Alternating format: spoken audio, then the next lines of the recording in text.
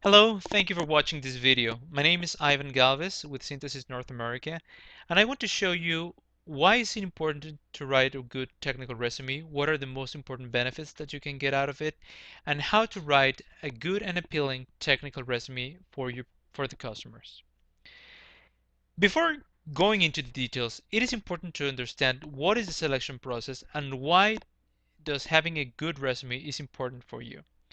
The selection process actually involves four main steps. First of all is Sintesys selection process, in which you were contacted, you were engaged with Sintesys, and now you have been selected to apply for one of the positions that we have with our customers. Now, the second step is when we send your resume to the customer for evaluation. When they see your resume, they will come back to us, and if your resume is appealing enough, you will be selected to do a series of interviews with the customer. And finally, the selection process in which you would be selected among many different candidates for the position. So, as you can see in this particular process, the second step is sending your resume to the customer, and this is absolutely essential for your success. If your resume is not appealing for the customer, even if you are the best and most talented person for the position, you will not be selected. On the other hand, if your resume is well written and actually reflects your abilities, you will most likely be able to get the interviews done and therefore get the position that you're applying for. So that's why having a very good resume is so important in the selection process. So in summary, having a good resume is important because you are competing with other talented professionals and your resume has to show that you are the most adequate person for the job. It is important because you only have a very few seconds to impress the interviewer and to let them know that your profile is the exact match for the job description that they have. And finally, because your resume will directly influence in the decision making progress. So it will help you to get the position faster, and it will help you to get the positions that are more adequate to what your current talents are. So having said that, let's continue to review what are the important things that you need to do when writing your resume. The first thing that you will need to do is to read the job description, and this is absolutely essential. If you send a generic resume that you have written a while ago just with copy paste of different places, you will not be ensuring that you write the things that the reader needs to see when reviewing your resume. So getting familiar with the job description is very important because it contains two very important critical elements. One of them is the job title, right, which has to be the perfect match within your resume, and the other one, it has the skill sets that the interviewer will be looking in your resume before making the decision. So the two very first things that the interviewer is going to see is that your resume has the actual title that the job description has, and within the skills that you have written in your resume, you have the skills that they're asking for in the job description. So the first step before writing your resume is getting familiar and reading the job description. Once you have read that and you've gotten familiar with the job description, then is the time to start writing your resume. And the first thing that you have to do is add the title as your resume title. I'm going to show you a sample resume so that you can get familiar with it. First of all, we're going to talk about a resume that is written for this particular job description. The job description title is a ServiceNow Architect, okay? And you will see what the customer is requesting the candidate to do and the series of elements that need to be included in the resume. So when writing that resume, you will see that obviously your name is on top of the resume, and you will see that the title of your resume is the exact same title as the job description. This is very important because some interviewers are non-technical and they will not be able to differentiate. So if your resume is written as ServiceNow admin and the job description is looking for a ServiceNow architect, just there your resume might be rejected. So you have to make sure that your resume matches the job description. Okay, so once you made sure that this is happening, the next element is to write a introduction letter or a paragraph for introduction. In this particular paragraph, you have to write some important elements. For example, You have to explain in one paragraph why you're the best person for that specific job description. You need to add the total years of IT experience and total years of relevant experience for the job description.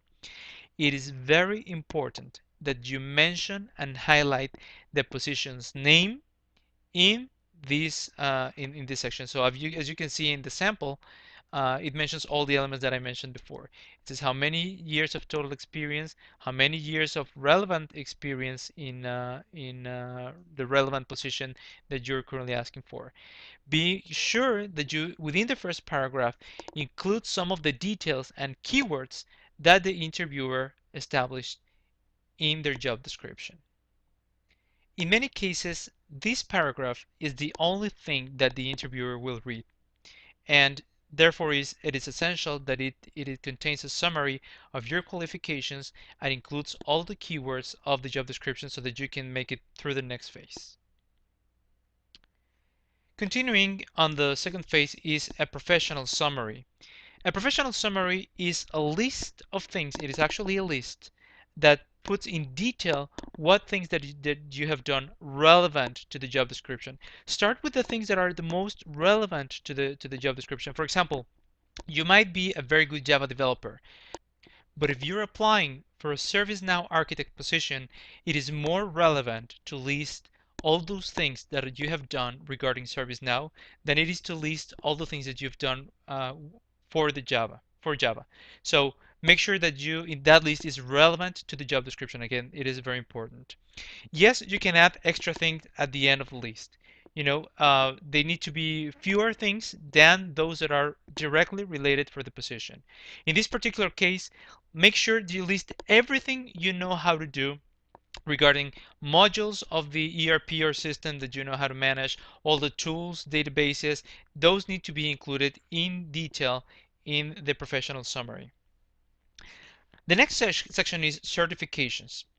Make sure you include all the certifications, obviously in order of the most relevant. Okay, you feel free to include those certifications that might not be relevant. For example, if you're applying for a DBA position and you want to list Six Sigma Green Belt certification, go ahead, do it. This is the place where you can um, show up all the things that you've been certified. This is an example, and as you can see, it is very simple. Just list all the certifications that you currently hold. The next step is to list all your technical skills. And here, please list everything, even to the minute detail. And this is important because sometimes a particular tool or particular programming language can make the difference with one programmer to another. So this is the place where you can place everything you know how to do. If you know different versions, please list all the different versions of the tools that you are currently using. This is also a very important section. Many interviewers will come directly to this particular section to see how relevant your experience is regarding the position that you're applying for. Next is the award section. Here you can list all the awards that you have received. If you have not received any awards, that's okay. Most people have not. But don't leave the section blank. If you have no awards to show, please just delete the section. That's the smartest thing that you can do. And now comes the most important part of the resume, which is actually the professional experience. In this particular part, there are some tricky things that you will have to be careful about. First of all, make sure you start with the most recent one. Okay, unless the last one is not relevant to the position, in which case you want to start with the most relevant position that you've had regarding the job description. If your most recent project is relevant, please start with the most recent. Okay, divide it into projects if necessary, so you can give multiple state multiple sections if you held different projects within your last job.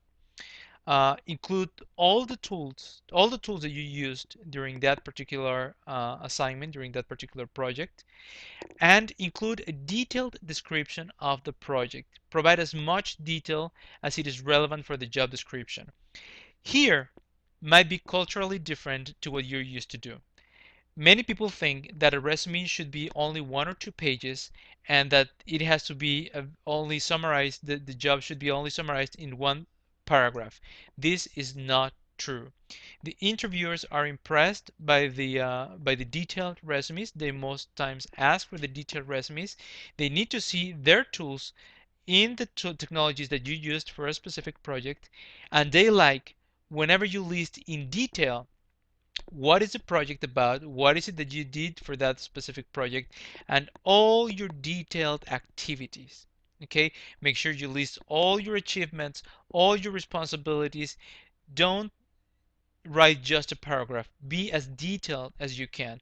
So, for example, if you implemented different modules, list all the different modules that you did. If you did different tasks like gathering customer requirements, interviewing candidates, managing a project, make sure that you add all those details to the most minute activity that you did, because that will give the interviewer a more clear and the more clear idea on what is your profile.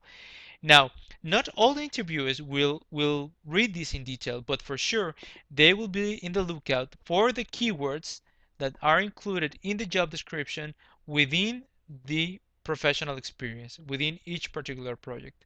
So write as much detail as you want in each specific project, and that way you'll be sure to have the attention of the interviewer. Next, we have the educational qualification. Here is where you can put your standard undergraduate and post-graduation. If you do not have a finished undergraduate, it is better to eliminate this section from the resume. It is more relevant if you have like post-graduation or any other elements that are relevant. You might want to put this section earlier in the resume. If not, just stick to just uh, entering the details in your current position. So, in summary, just to reiterate, read the job description. It's very important. Add the job description title as your resume title. Create a cover paragraph, cover letter, which is just one paragraph explaining why are you the best person for this position. Add a professional summary, which is a list of things that are relevant to the job description. You can add a few extra things at the end. Enter all your certifications. Don't be shy about showing your certifications, even if they're not relevant. Write in detail all your technical skills, every single one of them.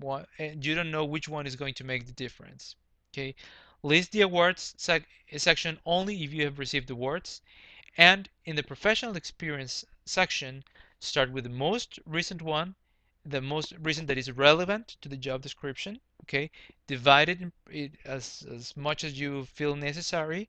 Include in each project all the tools and modules that you did that you used when performing that project. Include a detailed description of the project and provide as much detail as possible for the job. Okay, for that particular project.